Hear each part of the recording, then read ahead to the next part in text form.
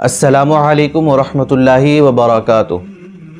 मेरे नाज़रीन, एक वीडियो बहुत ही सोशल मीडिया पे वायरल हो रही है कि किसी पाखंडी बाबा के दरबार में एक मुसलमान खातून ने इस्लाम छोड़ करके हिंदू धर्म अपनाया है। मेरे नाज़रीन, और मैं यहाँ पर सबसे पहले एक बात अर्ज़ कर देना चाहता हूँ कि इस्लाम से अच्छा मज़हब दुनिया में कोई और मज़हब नहीं है, और वो सबसे बदतरीन, सबसे ज़लील इंसान है दुनिया के जो इस्लाम छोड़ करके मुर्तद होते हैं। मैं एक बात बता दूं कि इन लोगों के जाने की वजह से इस्लाम की शान कम नहीं हो जाएगी, इस्लाम की ज़ात पर कोई फ़र्क नहीं पड़ेगा, मगर अफसोस तो तब होता है, दर्द तब होता है जब इन लोगों की वजह से हमारी शरीयत पे, हमारे मुस्तफ़ा के दीन पे कोई उंगली उठाता है।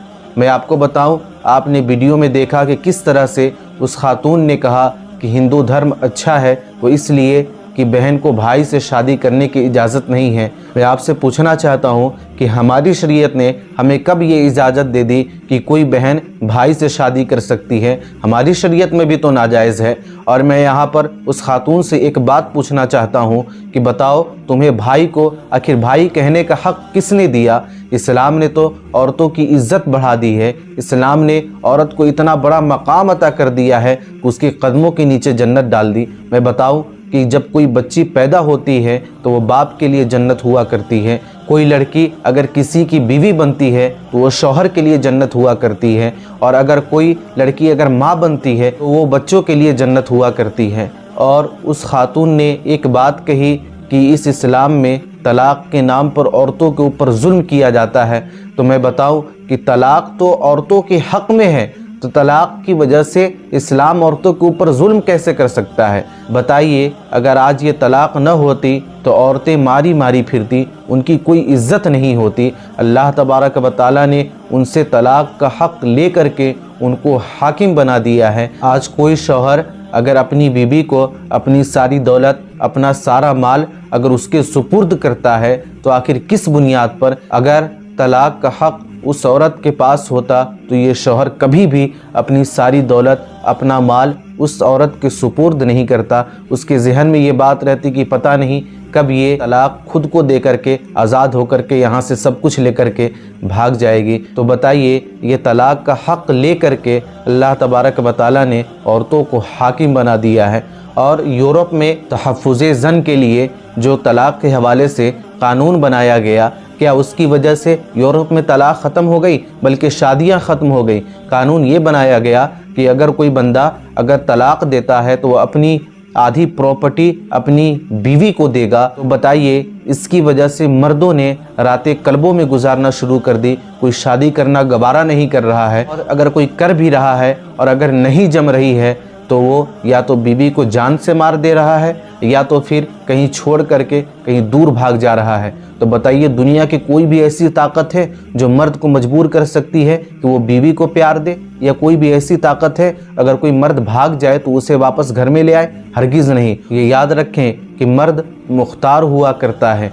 और मैं आपको बताऊं, ये इस्लाम ने जो तलाक़ का कानून बनाया, इसकी वजह से औरतें आज हाकिम बनी हुई हैं। आज औरतों की इज़्ज़त इसकी वजह से बच गई है।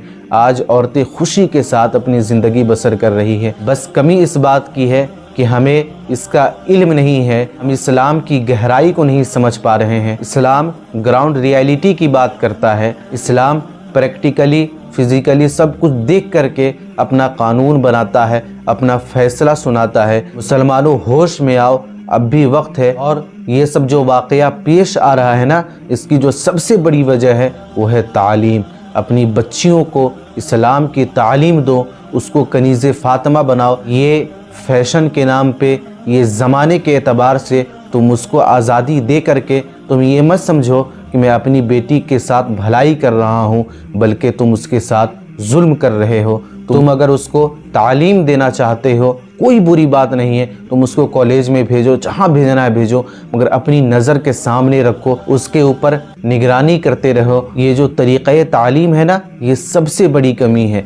तरीक़े तालीम जो है ना, वो इस्लाम के मुताबिक होना चाहिए। अपनी बेटियों को डॉक्टर भी बनाओ तो शरीयत के दायरे में रह कर के बनाओ। अगर तुम भलाई चाहते हो तो याद रखो, ये डिग्री کسی کام کی نہیں ہے جس کی وجہ سے نہ تم اور نہ تمہاری بیٹی قبر میں منہ دکھانے کے لائق رہے گی، نہ آخرت میں منہ دکھانے کے لائق رہے گی۔ تم اپنی بیٹیوں کو کنیز فاطمہ بناؤ، تم اپنی بیٹیوں کو مذہب اسلام کے بارے میں بتاؤ، اس کی تاریخ بتاؤ۔ اگر اس کے پاس علم ہوگا، اس کا ایمان مضبوط ہوگا، تو دنیا کی کوئی بھی طاقت اسے کبھی بھی بہکا نہیں سکتی۔ میرے ناظرین، دعا گو ہوں اللہ رب العزت کی بارگاہ میں کہ ہم سب کو پیارے آقا صلی اللہ تعالیٰ علیہ وسلم کا وفادار بنائے اور ان سے سچی محبت کرنے کی توفیق عطا فرمائے۔ آمین بجاہ النبیین صلی اللہ تعالیٰ علیہ وآلہ وسلم۔